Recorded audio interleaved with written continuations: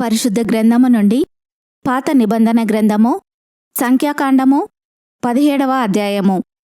యెహోవా మోషేకు ఈలాగు సెలవిచ్చెను. నీవు ఇశ్రాయేలీయులతో మాటలాడి వారి యొద్ద నొక్కొక్క పితరుల కుటుంబమునకు ఒక్కొక్క కర్రగా, అనగా వారి ప్రధానులందరి యొద్ద వారి వారి పితరుల కుటుంబముల చొప్పున 12 కర్రలను తీసుకొని ఎవరి కర్ర మీద వారి పేరు వ్రాయము. లేవి కర్ర మీద అహరోను పేరు వ్రాయవలెను. ఏలయనగా పితరుల కుటుంబముల ప్రధానునికి ఒక్క కర్రయే ఉండవలెను. నేను మిమ్మును కలుసుకొను ప్రత్యక్షపు గుడారములోని శాసనముల ఎదుట వాటిని ఉంచవలెను. అప్పుడు నేను ఎవని ఏర్పరచుకొందునో వాని కర్ర చిగిరించును. ఇశ్రాయేలీలు మీకు విరోధముగా సనుగుచుండు సనుగులు నాకు వినబడకుండా మాన్పివేయుదును.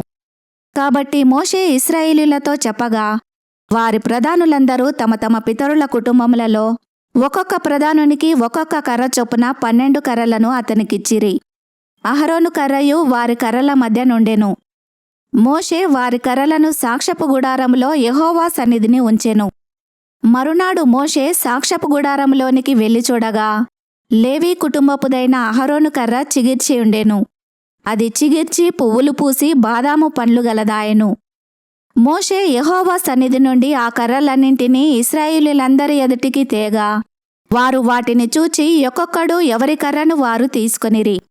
అప్పుడు యెహోవా మోషేతో ఇట్లనెను, తిరగబడిన వారిని గూర్చి ఆనవాలుగా కాపాడబడునట్లు అహరోను కర్రను మరల శాసనముల ఎదుట ఉంచుము.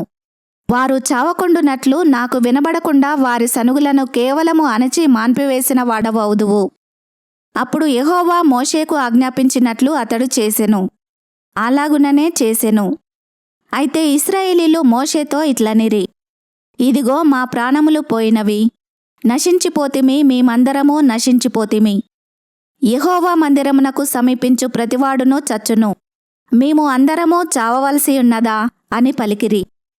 ఈ వాక్యమును విన్న మిమ్ములందరినీ దేవుడు దీవించునుగాక. ఆమెన్.